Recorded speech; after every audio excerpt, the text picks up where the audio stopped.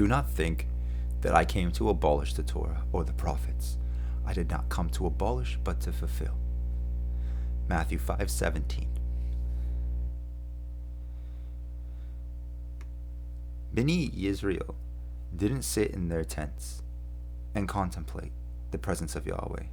The text doesn't say they reflected on it. It says they traveled, they came, they camped, they moved their feet across real ground to a real mountain because that's where he said he'd be. So before you do anything else with this word today, understand that the first requirement is not belief. It is not feeling. It is not a mental agreement. It is a movement. They went, and you are not exempt from going. They traveled from Rephidim, came into the wilderness of Sinai, and set up camp in the wilderness. Israel camped there, right in front of the mountain. Exodus 19 verse 2. Right in front of it. Not vaguely near it. Not spiritually adjacent to it. Face to face with the weight of it. So today's question is not whether you believe in Yahweh. It is, where are your feet? Stop circling the idea of meeting him and go. Move your body towards him, into a room, onto your knees, out the door towards the person you have been avoiding. He is not met in your head. And Moses, the mediator, went up. Physical exertion, physical elevation. Before a single word was spoken to him, he climbed. If the one man who could approach the mountain had to move his body upward before he could hear, then you and I do not get to expect to hear anything while lying still. Move toward the weight of it. Then comes the word that holds the entire mountain together. Hear, Shema. Listen to the voice. If you listen closely to the voice and keep my covenant, then you will be my own treasure from among all people. Exodus 19 verse 5. Do not slide past this. In Hebrew, Shema is not the hearing of the ear that considers and elevates, evaluates and then decides. Okay, so Shema is hearing that already obeys, is what it is. And the feet move before the mind finishes its analysis. It is the ear of a soldier who hears the command and breaks into a run. Not an ear of an academic who hears a lecture and then just sits there to take notes. So today, the moment you hear a true word from the text, from conviction, or from a brother speaking plainly to you, do not pause to evaluate it. Move on it. You have heard it said, Shema means hearing. I heard the word. I received the teaching. I've been thinking about it, but I say to you, Shema means your body moves the same moment your ears hear. If your body hasn't moved, you haven't heard yet. Try again.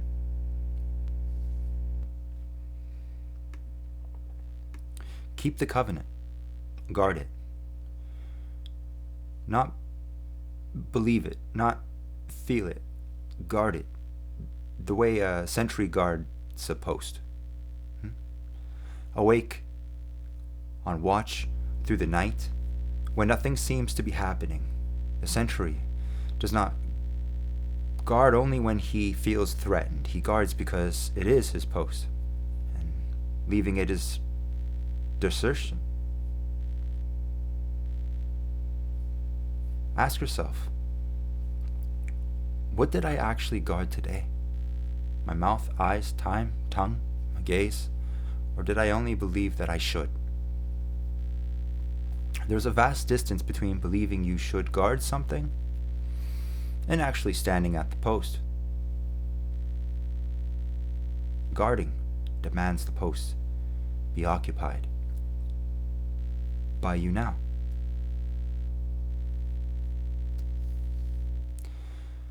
Yahweh tells the people to sanctify themselves, consecrate yourselves, and then he says something so concrete it should stop you cold. Let them wash their clothing. Exodus 19 verse 10. Not let them meditate on purity.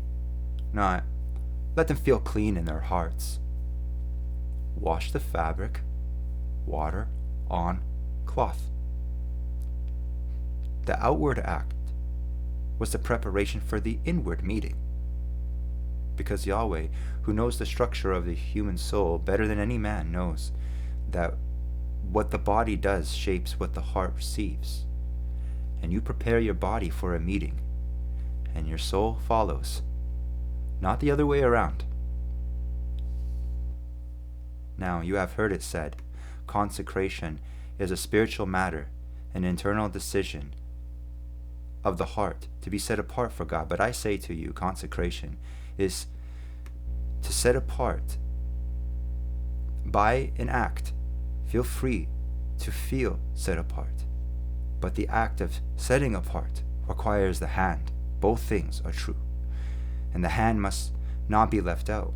So examine what touched you yesterday. Name it before Yahweh. Out loud. Confession is a mouth act. Then physically remove something today, a habit, act, substance, relationship that has soiled the cloth. Wash it like you mean it, not the idea of washing. The washing. And then this. Set boundaries for the people all around. Do not touch the border of it. Whoever touches the mountain will surely be put to death. Exodus 19 verse 12. They had to fence off a literal rock before they could safely draw near to it. The parameter was set before the temptation, not after. The line was drawn on the ground with markers when no one was in danger yet, because the time to set a fence is not when your hand is already reaching. The time to set a fence is this morning before you leave the room. Name right now, in advance, the place your hand will not go today. The website your eyes will not open. The conversation you will not enter. The drink you will not pour. Set the fence before you're standing at it. Not after. You've already touched what kills.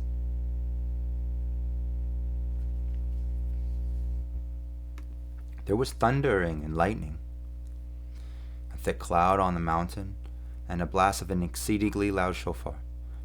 All the people in the camp, they trembled. Exodus 19 verse 16. Their bodies shook involuntarily. Before they could decide how to feel about it, their nervous system responded. That was not weakness. That was accuracy. Their bodies told the truth that their mouth hadn't fully formed yet. If you have stopped trembling at anything, if nothing in your encounter with the holy makes your chest tighten or your breath catch, then the question worth asking is not, why am I not feeling moved? The question is, have you grown too comfortable to actually be standing where you think you are? Moses drew near. His feet moved toward the dark cloud that everyone else ran from. Why? Because he had been to the mountain before. He was not reckless. He was familiar with the weight.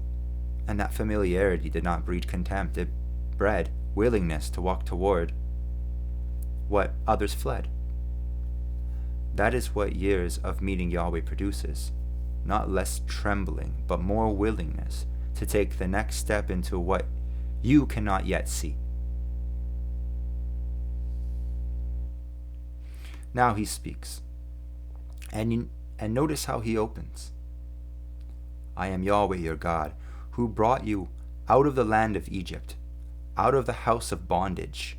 Exodus 20 verse 2. He does not begin with a requirement. He begins with a record. He begins with what he has already done in body, history, time. The Exodus was not a spiritual metaphor. It was a physical deliverance. Feet leaving ground, water splitting, pillar of fire moving ahead of them, and a sea closing behind an army. And he earned the right to give the commands by first doing the work. So when the commands come, receive them. From that context, these are not rules from a stranger. These are the operating instructions from the one who already carried you on eagle's wings. He speaks as your Redeemer, not as your auditor. Every command is a bare verb. You shall have no other gods before me. A theological position, a category of belief about monotheism. But I say to you, before my face is a positional word. Whatever sits in your direct line of sight, before his face today, a screen, craving, reputation, your own reflection, move it out of the line of sight. Position matters. Where is your face turned right now? Do not make a graven image. The ancient rule against carved idols, mostly irrelevant to the modern people. But I say to you, do not make with your hands from material something that stands in for him. So ask, what have you built with your own hands? A routine, an image of yourself, a comfort structure, a reputation, and a setup to look at instead of him. Well, tear it down with the same hands that built it. Do not bow down and serve other gods. As long as you don't literally prostitute before us. Well, let's put it this way. As long as you don't literally prostrate before a statue, okay? You're fine. Oh, well. But I say to you, bowing is a bodily posture. Serving a labor of time. Your knees and your timesheet will tell you the truth, your mouth won't. What does your calendar say you serve? What does your posture say you bow to? Well, look there. Not at your stated beliefs. Do not take the name in vain. Well, do not curse, do not swear carelessly, but I say to you, to carry, to lift the name on your breath carelessly, like a cargo that doesn't matter. Every time his name leaves your mouth today, let it carry weight, not filler, weight. Remember the Sabbath, an observance, 1 day a week. But I say to you, remember, an act of calling to mind that produces action. And Shabbat is a verb, to cease, a bodily stopping. The Spirit-led man enters a continual Sabbath rest of trust. Hebrews 4, verse 9 to 11. Ceasing from his own striving every day, not just 1 day in 7. Stop. Physically cease. Let your hands go idle. Let your phone go dark. Trust him with what your hands were trying to control by staying busy.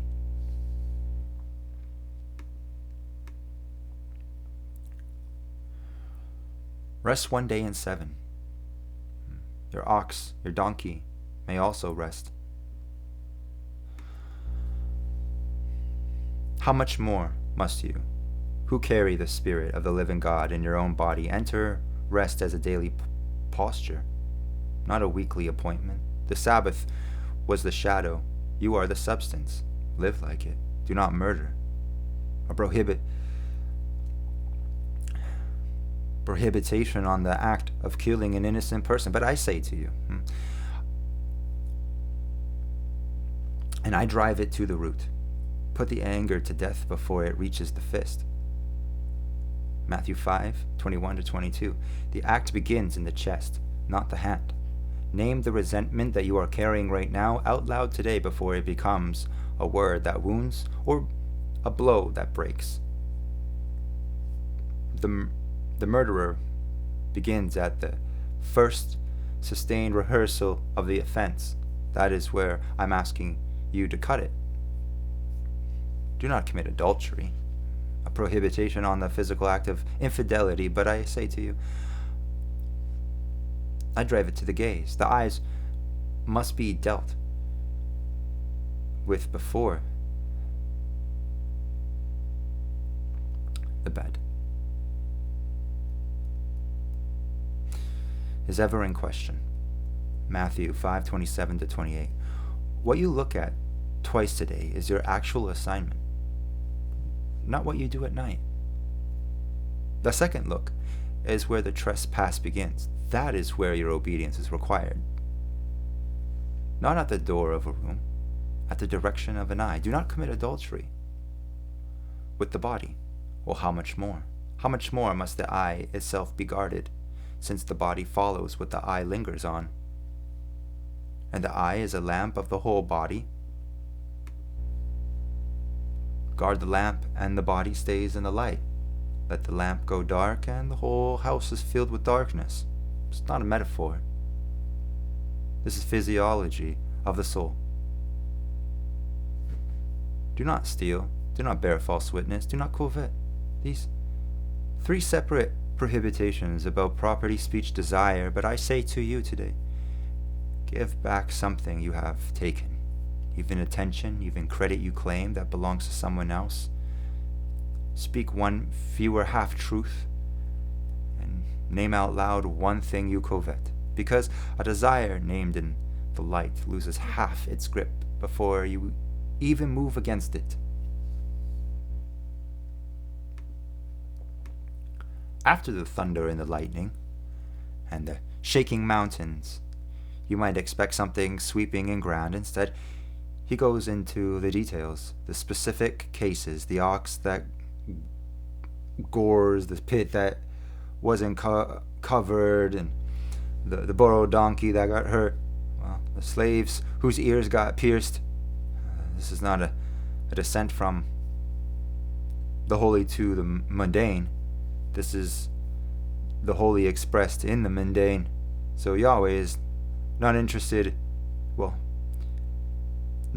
in a justice that exists only when the courtroom of ideals. He is interested in the justice that exists in the field where the ox actually wandered, and the hand that actually failed to cover the pit, and the money that actually changes hands. Every case law in Exodus 21-23 says the same thing in a different dress. Consequences are concrete, measured, and paid in real currency, real animals, real labor. So, receive every one of them the same way. If you've cost someone time or harm, your repentance must include their restoration, not just your apology. An apology that restores nothing is a performance. Restitution is the act. If the servant plainly states, I love my master, my wife, and my children, and I will not go out free, then his master is to pierce his ear through with an awl,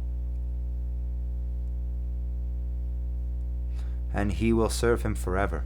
Exodus 21, verse 5-6.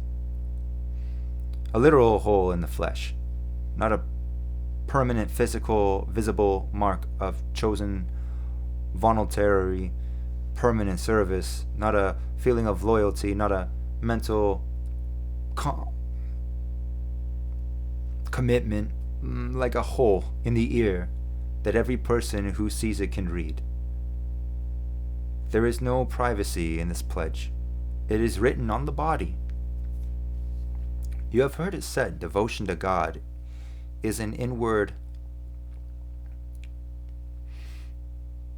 orientation of the heart, a personal spiritual commitment to the Almighty. But I say to you, God himself took the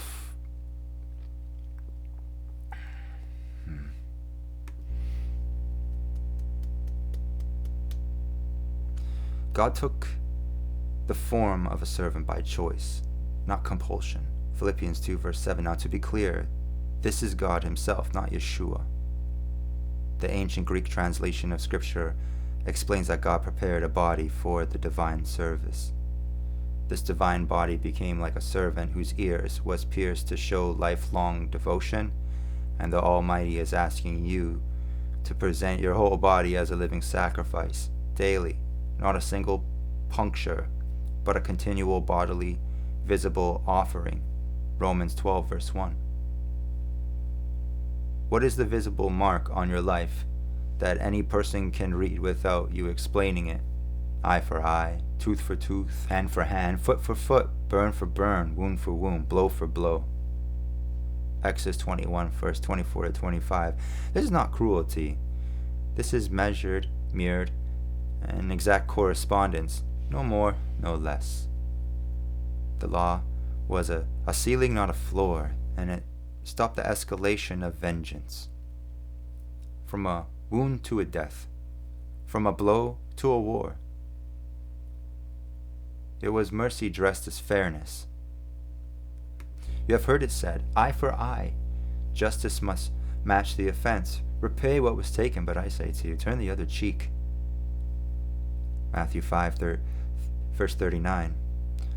I absorbed the strike rather than returning it. And on the tree, Yeshua bore the full measure of justice in his own body, not ours. The law demanded exact correspondence, he gave it. In full, once, so that what you now owe is a different currency entirely, not repayment, but forgiveness. When you are struck today, you have the same option he had. Absorb it. Do not measure it back out. And not because the strike didn't land, but because the debt has already been settled at a higher court. Right? Return your enemy's stray ox. Release the donkey laying under its burden. Physical labor done for someone who hates you. Well, how much more? Love your enemy. Bless those who curse you. Do good to those who hate you. Pray for those who persecute you. The hand that rescued the ox is now required to rescue the man who owns it. Go further than his property. Go after him.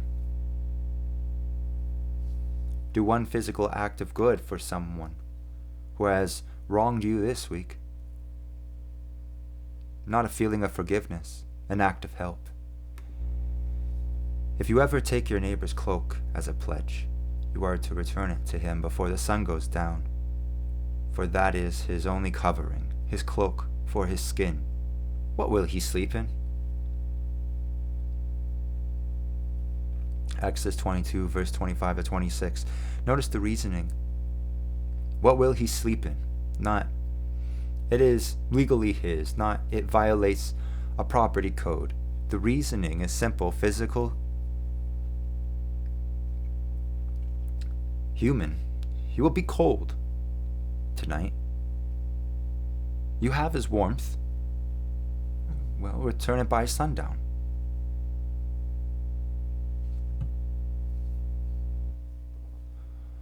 You have heard it said, return what you owe, when it is legally or socially required. But I say to you, give the cloak before it is even asked for, and your shirt with it.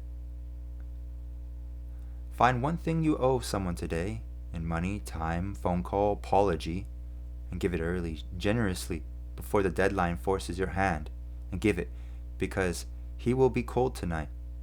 That reason is more than enough. You must not mistreat any widow or orphan. If you mistreat them in any way, and they cry out, to me I will surely hear their cry. Exodus 22, verse 21 to 22. Their cries, they travel, and Yahweh hears it. So the question is not whether it will reach heaven. It will. The question is whether it has to. Be the one who hears the cry before it has to travel that far. Be reachable today by someone with no leverage over you, no social capital to offer, nothing to pay you back with. That is the posture of a man who has actually understood this text.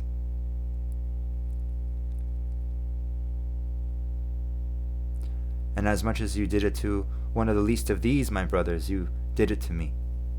Matthew 25, verse 40. While the widow's cry and the king's voice are the same sound,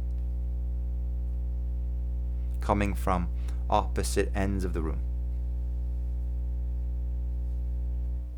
Take no bribe, for a bribe blinds those who have sight and perverts the words of the righteous. Exodus 23, verse 8. You got to notice, it blinds those who have sight, not the corrupt, the righteous. A bribe does not need to be money. A bribe is any exchange that shifts your judgment away from the truth. Flattery can be a bribe. Approval can be a bribe. Convenience is a bribe. The desire to avoid conflict is a bribe. You pay yourself. Name the bribe you took this week. The approval you chased. The conflict you avoided. The half-truth you told to keep the peace. Name it, then refuse it next time. That is what it means to take no bribe.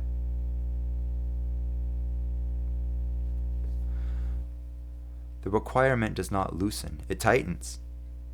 It moves from hand to heart, from one day to every day, from one mountain to everybody. Everybody. The Torah was never abolished. It was driven inward and intensified. Matthew 5:17 to 18.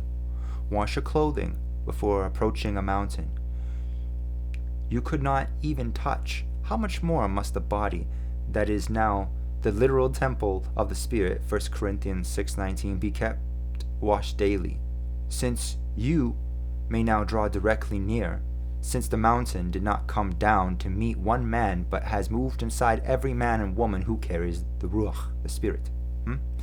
Set a boundary marker so no hand touches the mountain. On pain of death, how much more carefully must the heart guard its parameter? Since it is the mountain now, Yahweh does not dwell 40 days on a rock. He dwells every day in your chest. The most dangerous mountain in your life is the one inside of you. And the fence must be maintained from the inside. Appear before Yahweh 3 times a year. Literal travel. 1 appointed place. 3 pilgrimages.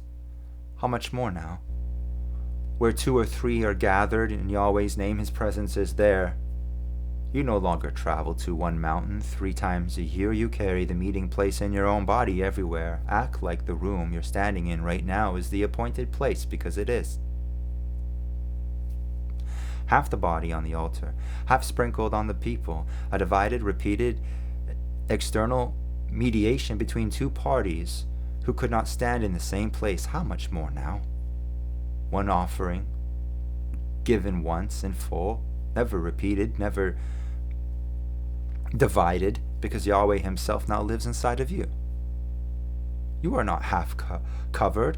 You are not partially approached. The one who makes peace and the offering are the exact same God, and He is in you. Live like it. 40 days on the mountain in the cloud, fasting from ordinary food to receive words written by a finger on stone. How much more now? How much more does the Spirit-led man carry Yahweh's presence every day in flesh, requiring no climbing of a mountain, because He never leaves that presence at all. He does not go up the mountain and come back down. He walks as a man in whom the mountain lives. The 40 days are now the whole life. Every physical act at Sinai has a real fulfillment by Yahweh himself, not just an idea. It is not a spiritual theory that replaces physical reality. It is a divine action that takes his truth and puts it directly into your actual body.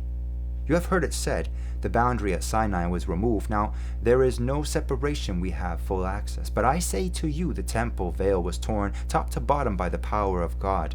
Matthew 27, verse 51. That was the physical removal of the physical boundary. The boundary was not destroyed. It was put inside us. We have boldness to enter. Hebrews 10, verse 19 to 20. That boldness is not casual familiarity. It is a warrior's confidence given by the Almighty.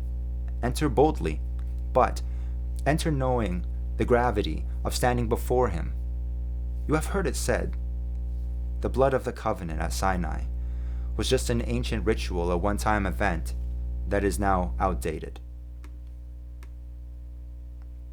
But I say to you, the covenant remains a binding reality. Moses sprinkled blood on the people, liquid on skin, liquid on clothing. This cleansing is not a concept applied to a folder with your name on it. It is applied to you physically by the Spirit of Yahweh who lives inside your physical body. 1 Corinthians 6 verse 19. Let that be real today, not a theory that you have. Not a theory. Now you have heard it said, the elders saw God and ate and drank.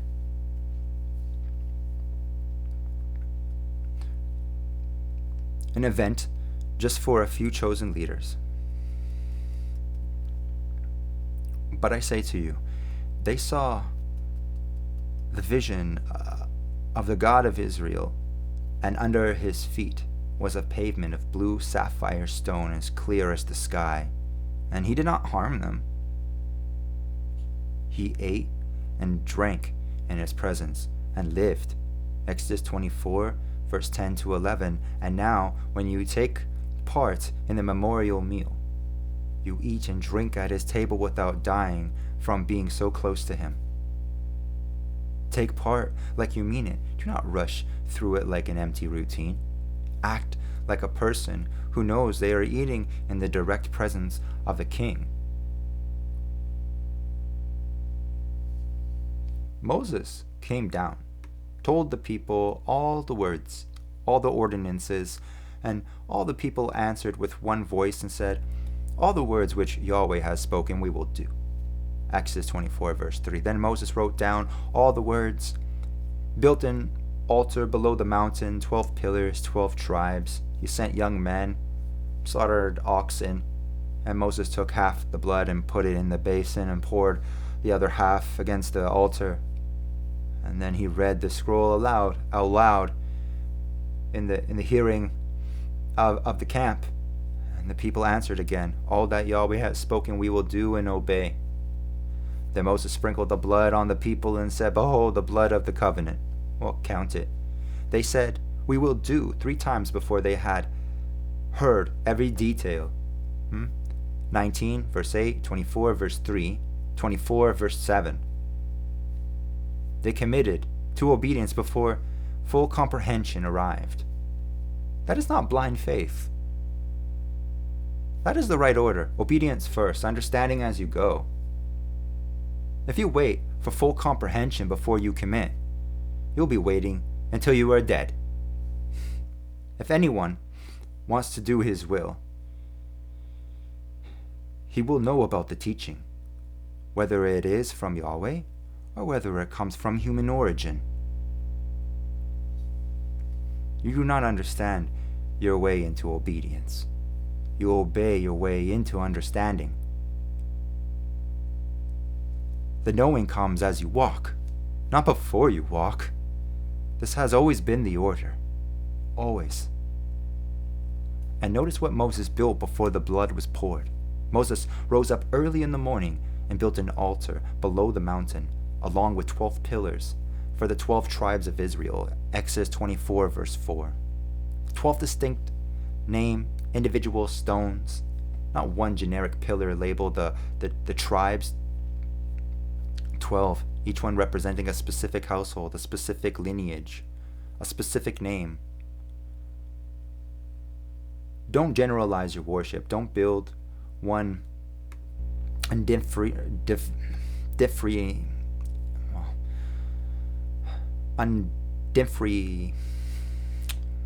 what's that word again? Differentiated altar labeled my community. Name the people. Stack a stone for each one. Make it specific enough that someone looking at the altar can read who it was built for. Yeah. Then Moses read the scrolls aloud, in the hearing of the camp, not silently, not privately. Okay. And the word was spoken into the air and received by ears. Now write down what he has said to you. Then say it out loud to someone and let your ears hear what your eyes already saw. So, the walkout. Today in this order. The mountain did not stay on the mountain. The glory moved from the cloud to the tabernacle, from the tabernacle to the temple, and finally straight into your physical body when Yahweh poured out his own spirit, the Ruach HaKodesh, at Pentecost. Right? The mountain moved into you, and you are now walking around carrying it. So, here's the full sequence. This is not for thinking about. This is for doing today. Wash is the first thing on this list. Wash and confess out loud to Yahweh and to one person what touched you yesterday, what needed washing. Do not generalize it. Name the specific thing. Water on actual fabric. Set the fence. Set the fence before you leave the room, and name in advance the place your hand will not go today. The screen your eyes will not open, the words your mouth will not say. Set the parameter now, while the mountain is still in front of you, not after you've already touched the border of it. Kill the root, not just the fruit. See, name the anger before it becomes the strike, and name the desire before it becomes the act, and deal with it at the level of the gaze and the chest, not the hand in the bed. And give early. Find one thing you owe in money, time, apology, a phone call, and give it before sundown. Give it before you're asked. Give it from your best and not your leftovers. Not your leftovers, okay? Do good. Do one physical act of good for someone who has wronged you. Not a feeling of forgiveness, an act, a phone call, meal, words of genuine blessing. Let your hands go further than their property and after the person themselves. Cease. Stop working on purpose for a real block of time, not because you have finished, but because you trust the one who doesn't sleep to handle what your hands cannot reach, and let your hands go idle. Let your phone go dark. Cease like you mean it. Carry the mountain. Act like the room you're about to walk into, the meeting, the kitchen, the classroom, the car, is the appointed place where Yahweh is present, because it is. You are the tent of meeting now. Walk like someone who knows what's inside of them.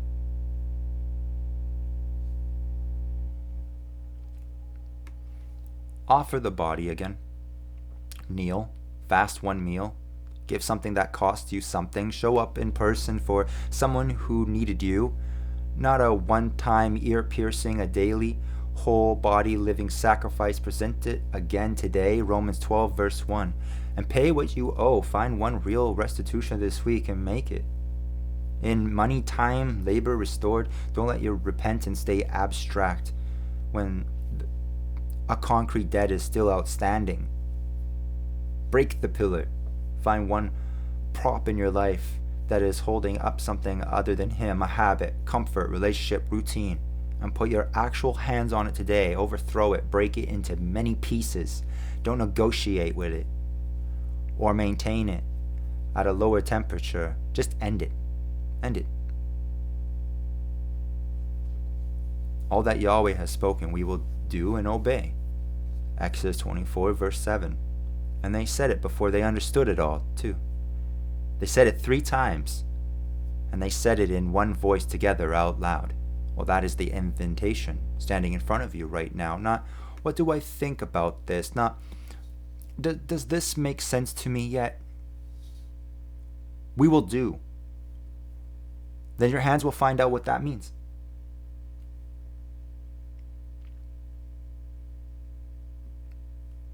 Moses went up the mountain. The cloud covered it. The glory of Yahweh settled on Mount Sinai, and the clouds covered it for 6 days. Then on the 7th day, he called Moses out of the midst of the cloud, and Moses entered the cloud and went up into the mountain for 40 days, 40 nights. Counted days, physical waiting, a man in a cloud on a rock in the dark, hearing the voice of Yahweh. And when he came down, his face was shining so brightly that the people could not look at it. And he didn't know it. He wasn't performing the glory. He had simply been where the glory was, long enough for it to seep into his own face. Abide in Yahweh, and let his truth remain in you.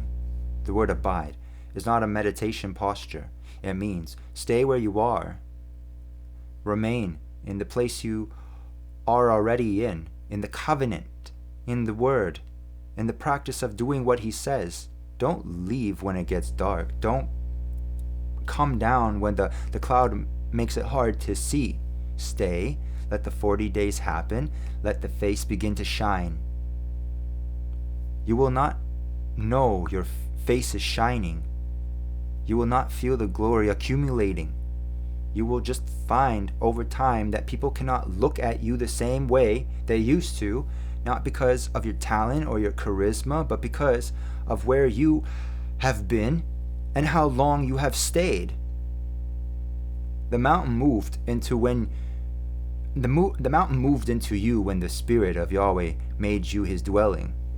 Now you carry it everywhere. Act like it, walk like it, speak like it, stop, fast, give, show up, kneel, break a pillar, return the cloak, rescue the enemy's ox, and then just rescue the enemy.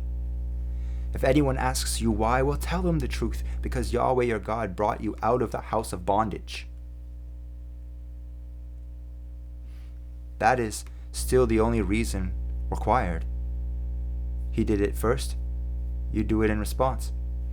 And that is the entire covenant in one sentence. All the earth is mine. So as for you, you will be to me a kingdom of priests and a holy nation.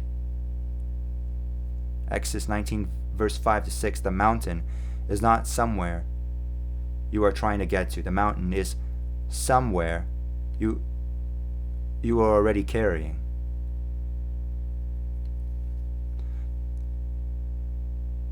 The question is only whether you are walking like it, right? We will do. We will do. We will do. Go take the field.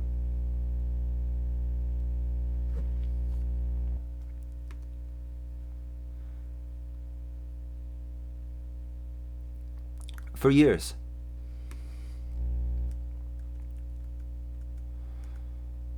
the people at a local gym followed the exact routine of the head fitness coach. They spent every day doing the same light exercises and matching their logs to a generic chart on a wall. They believed their fitness was just an internal feeling, a private vibe that did not need any heavy lifting or real sweat. When their muscles grew weak, their joints stiffened, and their energy dropped, they did not stop to change their path.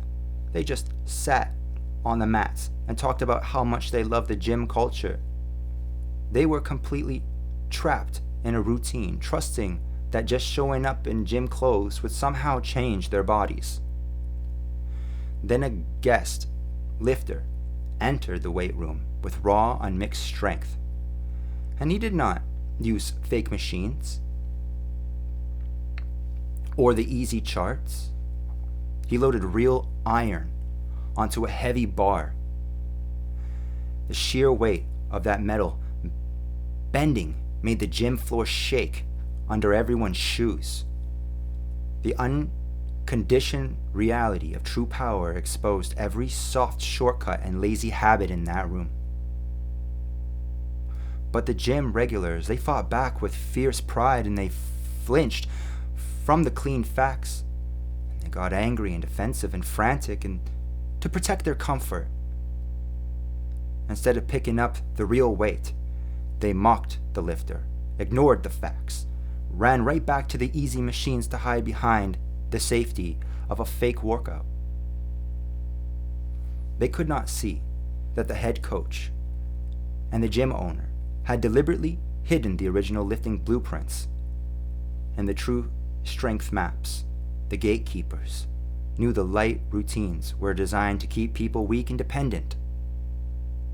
They knew the generic charts did not produce real transformation, but teaching the truth and moving heavy iron required hard labor and permanent change.